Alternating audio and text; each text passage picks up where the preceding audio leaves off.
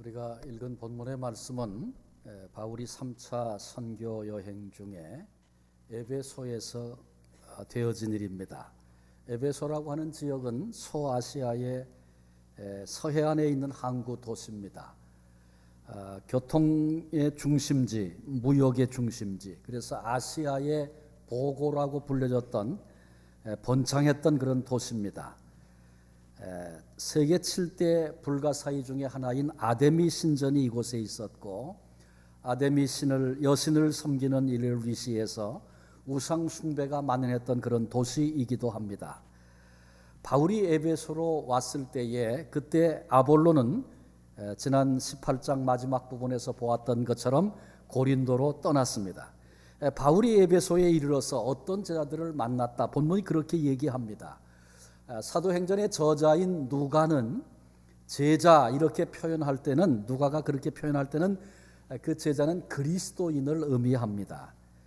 그런데 호칭은 제자고 호칭은 그리스도인인데 바울이 이 사람들의 언행을 보니까 이상한 마음이 들었습니다. 그래서 묻습니다.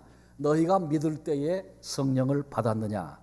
이 질문을 들었던 이 제자들이 아니다, 우리는 성령이 계시다는 것도 듣지도 못했다, 그렇게 뜻밖의 대답을 합니다. 바울이 이 대답을 듣고 무척 놀라지요. 그래서 이어서 묻기를, 그러면 너희가 무슨 세례를 받았느냐? 요한의 세례를 받았다.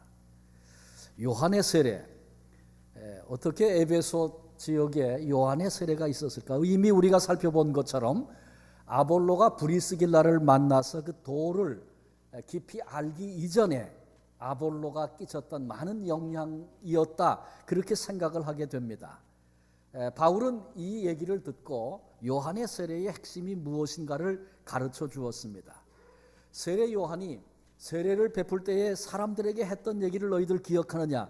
내 뒤에 오시는 이를 믿으라, 그렇게 세례 요한이 증언했는데 그가 곧 예수 그리스도시다. 바울이 이런 논리로 설명을 했습니다. 요한의 세례, 예수 그리스도, 오실 예수 그리스도, 그리고 하나님의 가장 큰 사랑, 하나님이 베풀어 주신 그 은혜, 믿음으로 받아들이라는 것이죠. 그리고 그것은 성령님을 받기 위한 준비 단계였음을 우리가 깨닫습니다. 세례 요한은 그 길을 준비했던 소리에 불과했습니다. 바울이 이제 입을 열어서 예수 그리스도에 대하여 증언했습니다. 곧 복음을 증거한 것이죠. 근데 그들이 바울을 통하여 복음을 듣고 그리고 예수 그리스도의 이름으로 세례를 받고 바울이 그들에게 안수할 때 성령이 그들에게 임하셨다. 그리고 방언도 하고 예언도 하게 되었다고 본문이 증거해 주고 있습니다. 우리가 이미 살폈던 것처럼 마가의 다락방 120문도가 기도할 때 성령께서 강림하셨죠. 그때를 오순절이라 우리가 그렇게 부릅니다.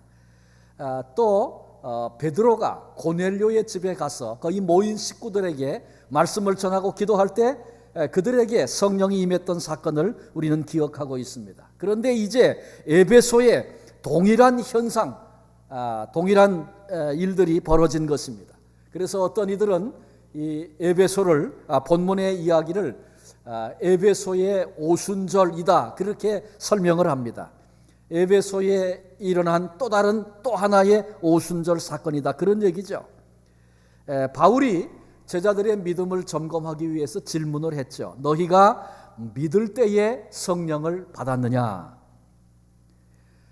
이 질문을 들으면서 성도된 우리, 성도된 나와 그리고 성령님과의 그 관계가 내가 어떤 존재인가를 결정합니다. 그러므로 너희가 믿을 때에 성령을 받았느냐?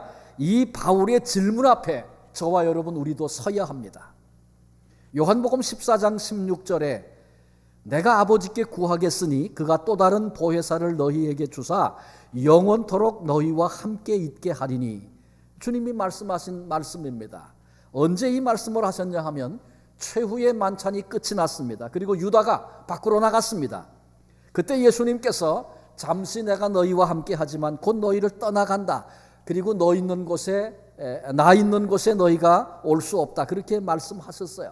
근데 이 말씀을 들었던 제자들이 심히 두려워했습니다. 그런데 그때 우리 주님께서 두려워하고 있는 제자들에게 다른 보혜사 곧 성령께서 오실 것인데 그것이 너희에게 유익하다. 영원히 너희와 함께 하실 것이다. 약속의 말씀을 주셨습니다. 보혜사라고 하는 파라클레토스라고 하는 이 단어는 항상 곁에 계셔서 중보해 주시고 위로해 주시고 그리고 변호해 주시는 분입니다. 우리를 위해서 대신 기도해 주시고 우리가 슬플 때 우리가 힘들 때 우리를 위로도 해 주시고 우리의 약함을 붙잡아서 변화시켜 주시고 승리케 하시는 그런 분이십니다. 예수님 대신에 우리의 삶 가운데 함께 하시는 성령께서 영원히 떠나지 않으시고 가르치시고 인도하시고 보호하시겠다, 그런 말씀입니다. 그렇습니다. 이 땅을 살아가는 동안에 성령님이 날마다 우리와 동행해 주시고 함께 해 주십니다. 나는 주님의 손을 놓치고 나는 주님을 잊어버릴 때가 있습니다. 그러나 내 안에 계시는 성령님은 결코 우리를 잊어버리지 않으시고 우리를 결코 고아와 같이 버려두지 않으시겠다고 말씀하셨습니다. 아무리 힘들고 어렵고 역경의 바람이 불어오고 모든 사람이 다 나를 외면하는 그때에도 성령님은 나와 함께 하시고 나를 도와주시는 분이 있습니다. 심지어 죽음의 강을 건널 그때에도 아무도 함께 할 수 없는 그 자리에 성령께서 우리와 나와 함께 해주시는 것입니다. 성령님은 우리의 신앙생활에 큰 유익을 주시고 우리가 신앙생활을 해나가는데 반드시 꼭 계셔야 할, 꼭 필요하신 그런 분이십니다. 그분이 보혜사 성령님이라고 주님이 가르쳐 주신 것입니다.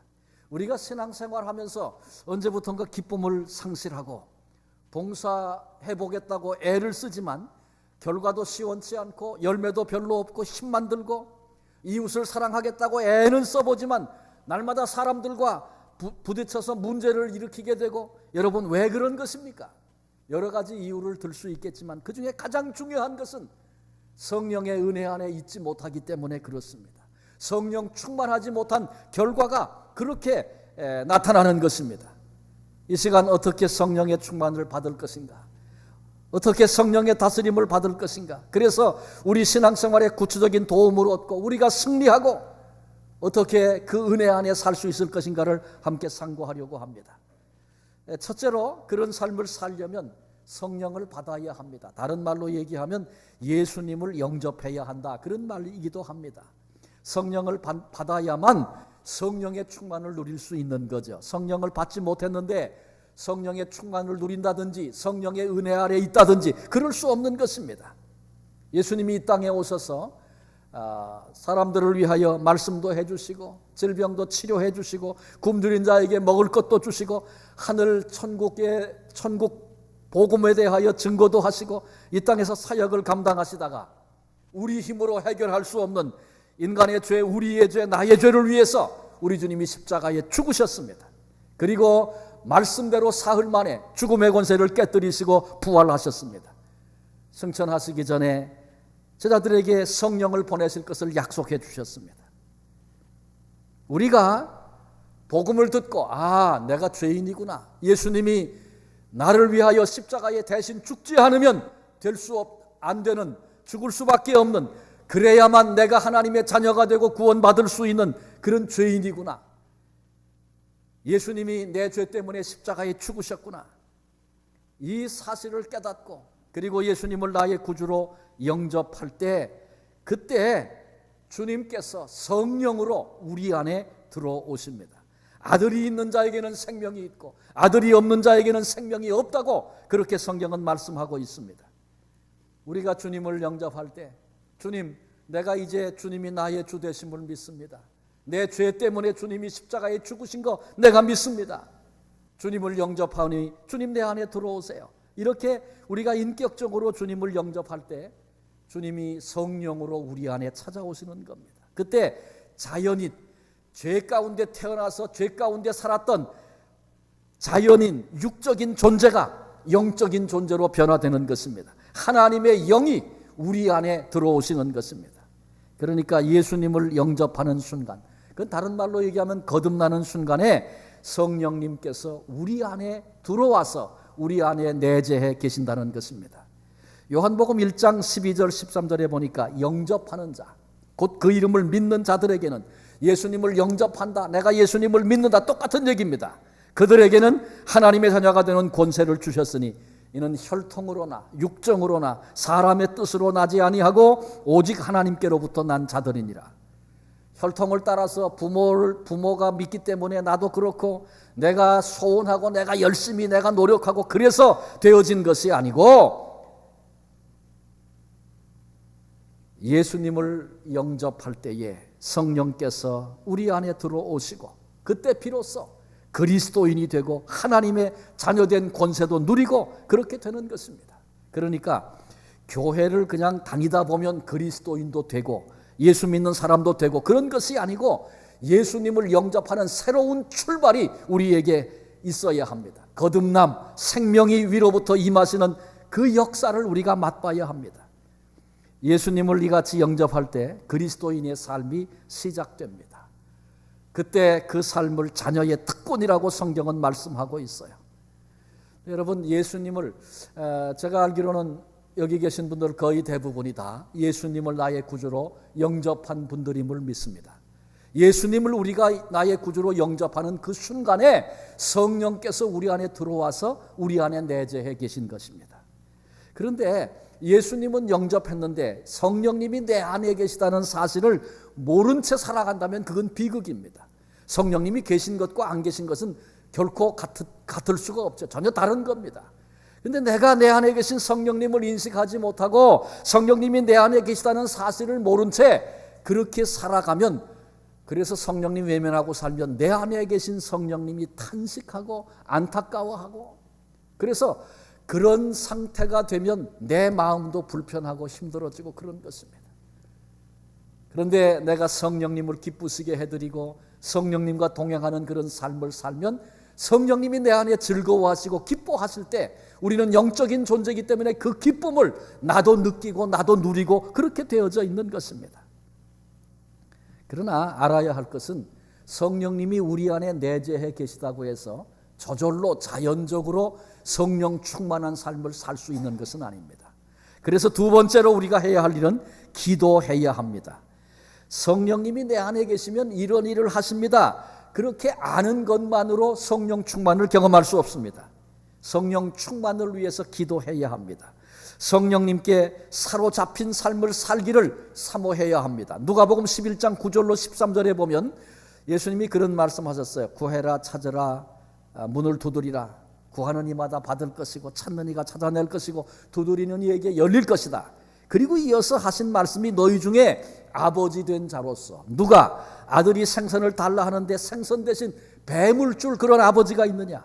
알을 달라고 하는데 전갈을 줄 자가 있겠느냐? 너희가 악할지라도 좋은 것을 자식에게 줄 알거든 하물며 너희 하늘 아버지께서 구하는 자에게 성령을 주시지 않겠느냐? 그렇게 말씀하셨어요. 주님이 우리에게 구하라, 찾으라, 문을 두드리라 그렇게 말씀하십니다. 성령님을 구하라 그렇게 말씀하시는데, 이 구하라, 찾으라, 문을 두드리라는 말씀 속에는 두 가지 의미가 있어. 한 가지는 갈급함입니다. 갈급함으로 기도하라는 거죠. 왜 그렇습니까? 내 힘으로는 주님의 일을 할 수 없고 주님이 힘과 능력을 주시지 않으면 내가 그리스도인으로서 참되게 살아갈 수 없고, 내 노력이나 내 의지 그것 가지고 그리스도인의 삶을 산다든지 그리스도의 성품을 갖는다든지 그게 전혀 되지 않는 거예요. 그러니까 내 성령께서 우리를 도와주시지 않으면 그런 삶을 살아낼 수가 없는 겁니다. 그래서 성령님 나를 도와주세요. 이런 갈급함으로, 마치 목마른 사슴이 시냇물을 찾는 것처럼 주님의 은혜가 아니면, 성령의 은혜가 아니면 오늘을 참된 믿음으로, 신앙인으로, 하나님의 자녀로 살아낼 수 없기 때문에 그런 갈급함으로 구하고 찾고 두드리라고 주님이 말씀하신 것입니다. 또 한 가지 의미는 구하라, 찾으라, 문을 두드리라. 그러면 찾아낼 것이고 문이 열릴 것이고, 무슨 말씀에 반드시 응답하시고 반드시 주신다. 그러니까 내가 성령님을 그렇게 구하면 반드시 하나님께서 우리에게 성령을 보내주신다는 그런 믿음과 신뢰를 가지고 기도하라는 것입니다. 예수님이 원하시는 것이 있습니다. 그게 뭐냐 하면 주님의 능력과 주님의 성품이 우리를 통해서, 나를 통해서 나타나기를 우리 주님은 소원하고 계십니다. 그래서 육신의 아버지도 자식이 뭘 구할 때 좋은 것을 주는데 하물며 하나님 아버지가 구하는 자에게 반드시 성령을 주시지 않겠는가, 그렇게 말씀하셨어요. 하나님 아버지가 우리에게 성령을 보내셔서 우리가 할 수 없는 그 일을 행하게도 하시고 우리 힘으로 나타낼 수 없는, 이룰 수 없는 그런 그리스도의 성품을 드러내게도 하시는 것입니다. 그래서 우리가 갈급함으로 믿고 구하라, 순간순간 의지하고. 기도한다는 말은 우리 안에 성령님이 계신데 성령님께 기도한다는 그 말은 성령님과 교제한다는 말과 같습니다. 그래서 우리가 인생을 살아가면서 힘들고 어려운 일을 만날 때 성령님 나를 붙잡아 주세요, 맡겨드리기도 하고, 이럴 때는 제가 어떻게 해야 될까요? 어떤 선택을 하면 좋겠습니까? 성령님께 여쭙고 묻기도 하고, 나는 이런 문제 앞에 여전히 넘어지는 연약한 존재입니다. 성령님 나를 붙잡아 주세요, 나를 도와주세요. 도움을 요청하기도 하고 내 인생 전체를 맡겨드리기도 하는 성령님과 교제하는 그런 삶이 우리에게 있어야 한다, 그런 얘기입니다. 우리가 신앙생활 한다고 하면서 내 안에 계신 성령님과 교제를 끊고 외면한 채 그렇게 산다면 아주 불행한 신앙생활 하는 겁니다.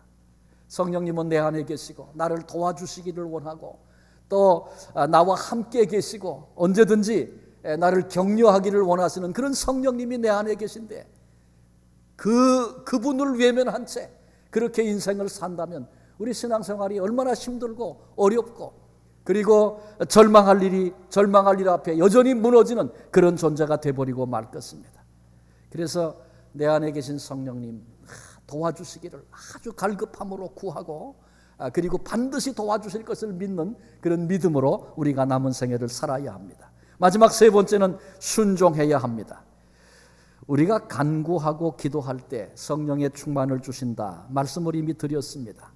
그런데 성령의 충만은 다양한 방식으로 나타납니다. 그런데 어떤 방식으로 나타나든지 하나님의 방법 앞에 맡겨드리고 온전히 맡겨드리고 순종하는 그런 자세가 우리에게 필요합니다.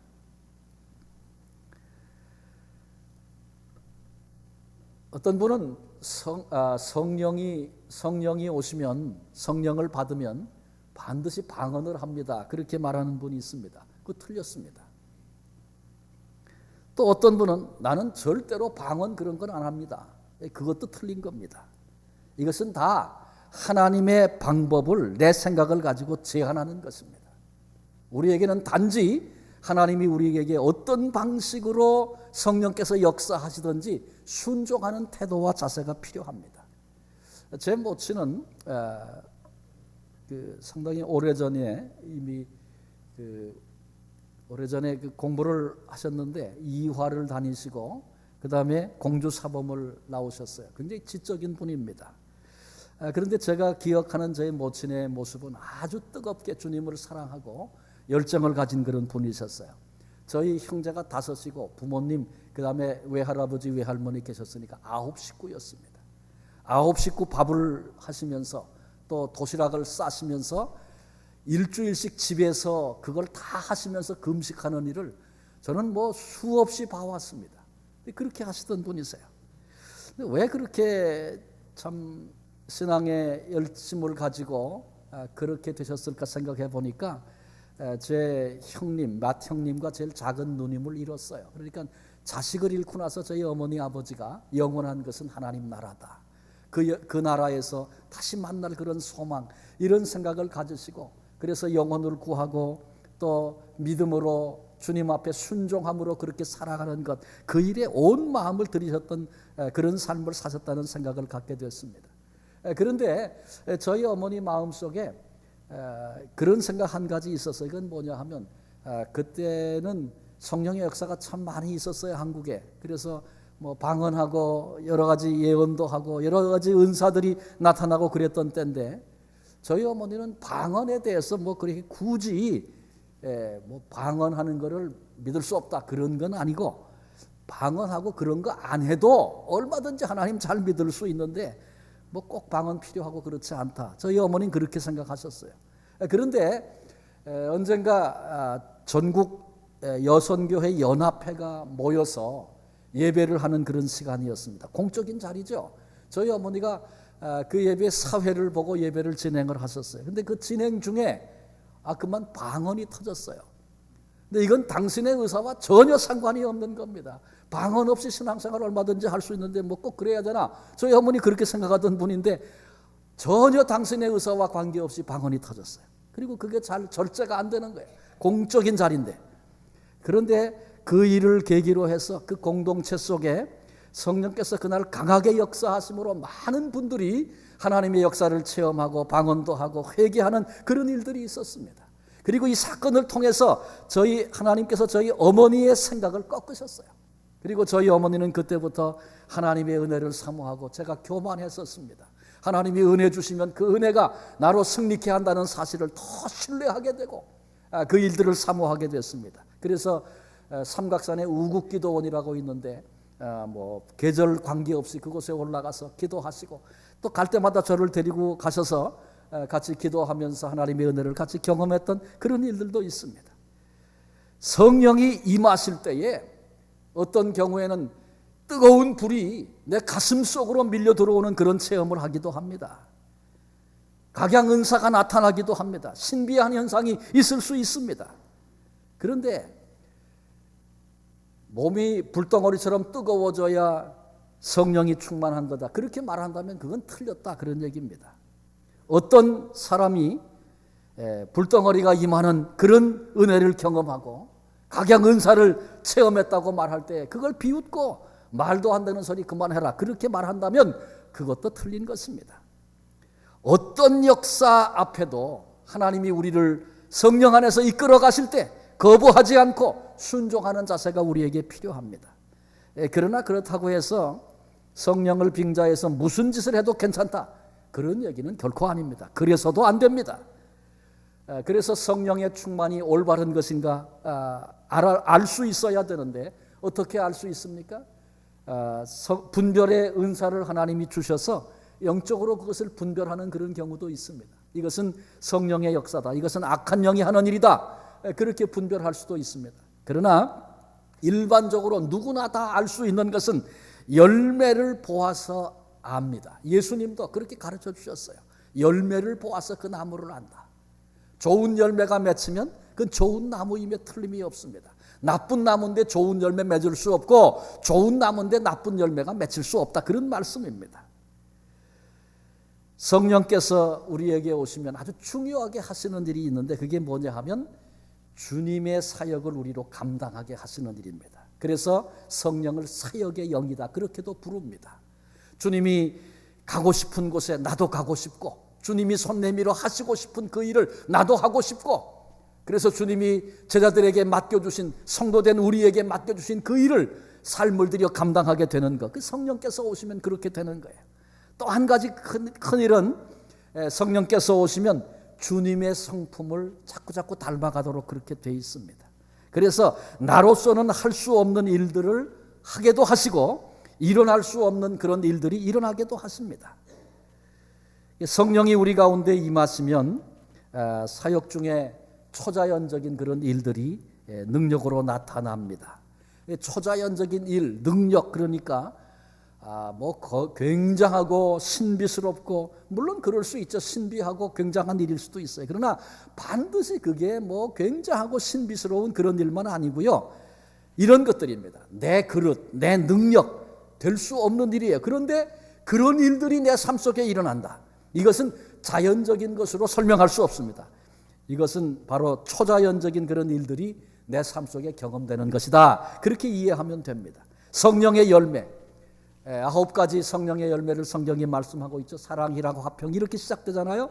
그런데 이것은 다 주님 속에 온전히 있는 주님의 성품들입니다. 그런데 이런 주님의 성품은 내 안에는 없는 거예요.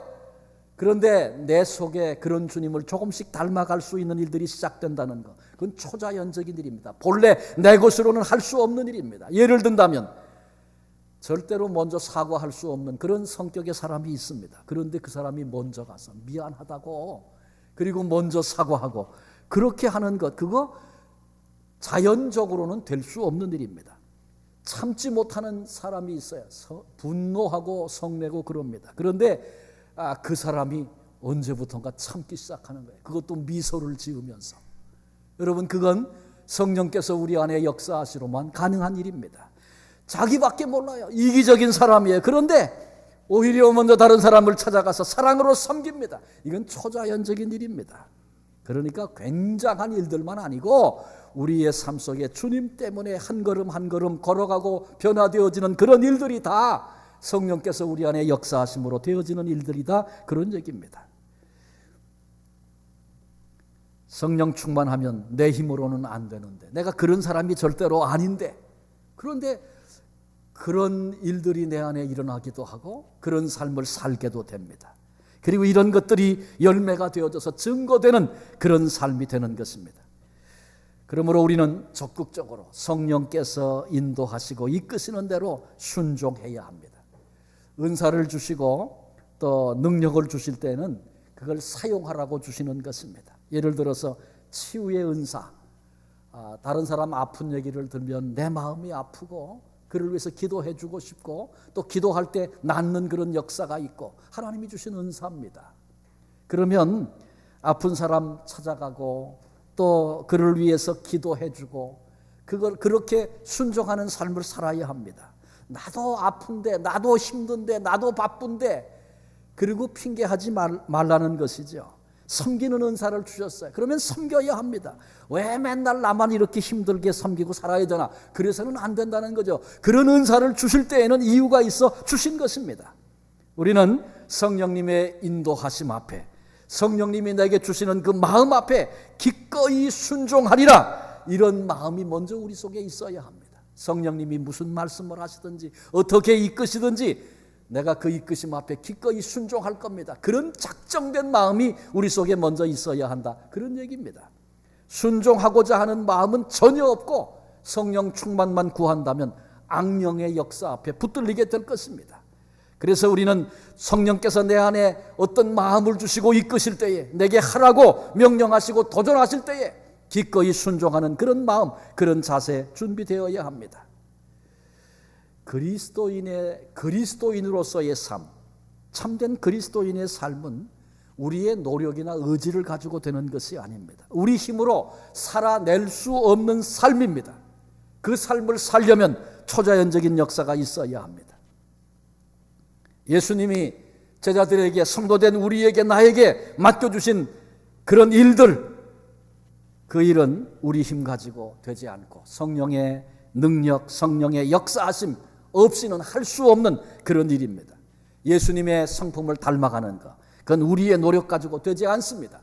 내 안에 계신 성령님께 사로잡혀서 성령께서 우리를 통해서 그리스도의 성품이 드러나도록 해주시기까지는 결코 경험할 수 없는 그런 일들입니다. 그런데 우리가 성령님을 의지하고 내 안에 계신 성령님과 교제하고 그분의 다스림 앞에 순종하기 시작함으로 성령 충만한 삶을 경험할 때 비로소 기쁨을 맛보게 되고, 어떤 일을 해도 섬겨도 봉사해도 그것이 힘들지 않고, 수고할 때 거기에 아름다운 열매들이 맺히게도 되고 그런 것입니다. 그럼 한 가지 알아야 될 것이 그게 뭐냐 하면, 우리의 영적인 컨디션이 항상 베스트는 아니라는 겁니다. 기뻐하다가도 우울한 생각이 밀려올 수도 있고, 열심히 뛰어다가 갑자기 일하기 싫어지기도 하고 실족도 하고 넘어지기도 하고, 여러분, 이것이 인간의 나약한 모습입니다. 인간이 그런 존재입니다. 본래 그런 존재이기 때문에 그런 일들이 깨달아지면 지금 내가 낙심하고 있구나, 내가 지금 우울한 생각에 빠져 있구나, 이렇게 깨달아지면 낙심할 것이 아니고 회개하는 겁니다. 성령님이 내 안에 계신데 내가 성령님 의지하지 않고 내 생각을 가지고 이렇게 주저앉아 있었습니다. 주님 용서해 주십시오. 이제도 내 안에 계신 성령님 나를 붙잡아 주십시오. 성령님을 의지하고 그렇게 나아가게 될 때 기쁨이 찾아오고 열매 맺는 그런 삶으로 다시 주께서 우리를 회복시켜 주시는 것입니다. 기억해야 합니다. 여러분, 교회만 왔다 갔다 한다고 해서 우리가 참된 신앙생활을 할 수 없습니다. 형식적인 그리스도인은 될 수 있겠죠. 종교인은 될 수 있겠죠. 참된 기쁨을 누리는 그런 신앙생활을 할 수 없습니다. 우리는 성령 충만을 사모해야 합니다. 그때 내가 할 수 없는 일을 나를 통해서 이루어지고 내가 나타낼 수 없는 그리스도의 성품이 나를 통해서 나타나는 이런 일들을 경험하고 맛보게 되는 것입니다. 우리 교회가 지금 멋진 향기 앞에 두고 9월 1일에 초청 만찬을 하려고 준비하고 있습니다. 오랫동안 기도하고 또 여러분에게 도전해 왔습니다. 전도해야 하고 관계를 맺고 먼저 나아가 섬겨야 합니다. 여러분, 이 모든 일은 내 육적인 힘을 가지고는 안 되는 일입니다. 그렇게 하려고 하면 힘들고 지치고 왜 자꾸 이렇게 힘든 일을 시키는가 불평하게 되고 그렇습니다. 열매도 맺히지 않습니다. 그러나 성령님이 나를 다스리실 때, 내가 성령님을 의지하고 그 일을 감당할 때에 성령께서 우리를 도우실 때에 우리 안에 그 일은 기쁨이 될 것이고 그를 통하여 상상도 하지 못했던 열매를 맺게 될 것이고 그래서 하나님 앞에 온전히 감사함으로 나아가게도 되는 것입니다. 이번 주간에 중요한 행사들이, 사역들이 진행이 됩니다. 우리 교회에서 화요일부터 금요일까지 코스타가 진행이 되고 청년들이 모여서 말씀을 통해 은혜를 받고 하나님 앞에 결단하고 헌신하는 그런 일들이 있을 것입니다. 그리고 청소년 연합집회, 노회가 주관하는 그런 행사가 또 있습니다. 그래서 우리 자녀들이 거기 참여하게 될 것이고 우리 노회 산하 모든 교회, 여러 교회의 청소년들이 여기 참석하게 될 것입니다. 이런 큰 사역과 행사들이 우리 앞에 있는데 이 사역과 일이 사람의 일로 끝나서는 안 됩니다. 성령님이 주장하시고 성령님이 역사하시는 그런 사역이 되어야 합니다. 그래서 우리 교우된 여러분 모두에게 기도의 부탁을 드립니다. 이번 주간에 진행되는 모든 사역들, 멋진 향기 이르기까지 사람이 그저 애를 쓰고 내가 인간의 노력을 가지고 하는 그런 시간들이 아니라 하나님의 영이 우리를 붙드시고 우리 가운데 친히 역사하시고 하나님께서 우리 자녀들, 젊은이들을 만나주시고 성령께서 그들의 마음을 사로잡아 주시기를 위해서 기도해 주십시오. 오늘 우리 말씀을 들었습니다. 너희가 믿을 때에 성령을 받았느냐? 바울이 그렇게 물었던 질문 앞에 우리들이 지금 서 있습니다. 먼저 성령을 받아야 성령 충만한 삶을 살 수 있다고 그랬죠. 성령은 언제 오신다고요? 예수님을 내 마음에 나의 구주로 영접할 때 예수님이 성령으로 우리 안에 찾아오신다고 그랬어요. 예수님이 이미 내 안에 내재해 계신데 그 사실을 모르고 신앙생활을 한다면 비극적인 신앙생활을 하는 것입니다. 혹 우리 가운데 한 번도 내가 인격적으로 예수님을 영접한 적이 없으신 분이라면 영접은 어려운 일이 아닙니다. 주님 내 마음에 들어오세요. 주님을 초청하는 겁니다. 주님은 내 안에 들어오고 싶으셔서 노크를 하시면서 문을 두드리시면서 우리 안에 들어오기를 그토록 원하시는 분이십니다. 내가 마음의 문을 조금만 열면 주님, 내가 주님이 필요합니다. 나의 주님이 되어 주십시오. 고백하기만 하면 우리 안에 들어오셔서 성령으로 나와 함께 계시는 분이심을 성경은 말씀하고 있습니다. 그리고 내 안에 계신 성령님과 교제하는 것, 그분께 기도하는 것, 갈급한 마음을 가지고 성령의 도우심이 없이는 내가 승리할 수 없다고, 오늘도 주님을 기쁘시게 해드릴 수 없다고 갈급한 마음으로 구하면 그렇게 역사하실 것을 신뢰하는 믿음으로 기도하며 성령님과 날마다 교제하며 살아야 합니다. 동시에 내 안에 계신 성령님이 어떻게 우리를 인도하시고 이끄시든지 내 이성, 내 취향, 내 생각 그거 앞세우지 않고 성령의 이끄심 앞에 순종하겠습니다. 이런 자세와 이런 태도가 우리에게 있어야 합니다. 그거 작정하고 성령님 인도하시면 내가 순종하겠습니다. 하나님의 방법 앞에 하나님이 이끄시는 대로, 그래서 성령께 붙들려 살아가는 그런 삶의 비밀을, 신앙의 비밀을 주님 안에서 맛보며 살 수 있는 우리 모두가 될 수 있기를 바랍니다.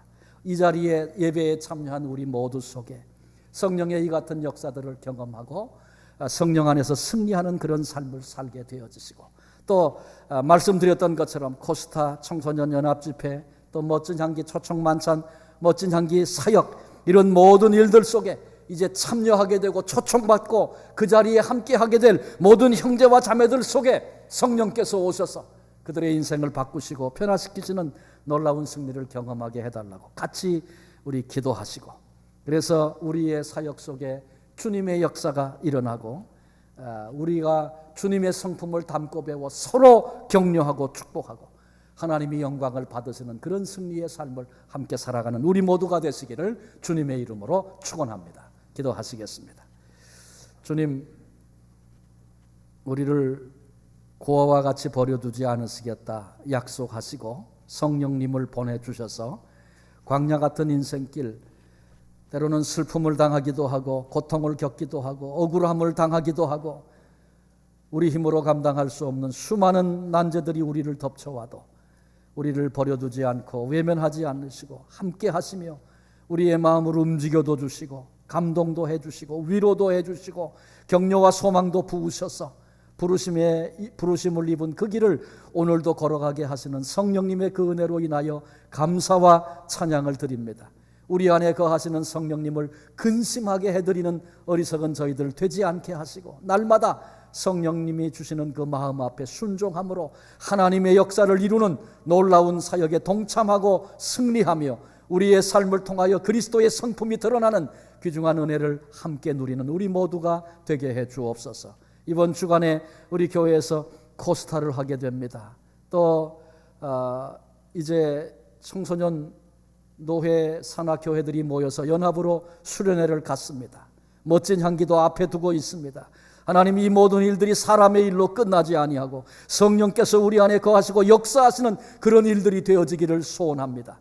하나님께서 함께 하시고 또 영광을 받아주시고 주님이 행하신 그 일을 우리 눈으로 보고 함께 찬송하는 은총의 시간들 되게 하여 주옵소서. 감사하옵고 귀하신 예수님의 이름으로 기도합니다. 아멘.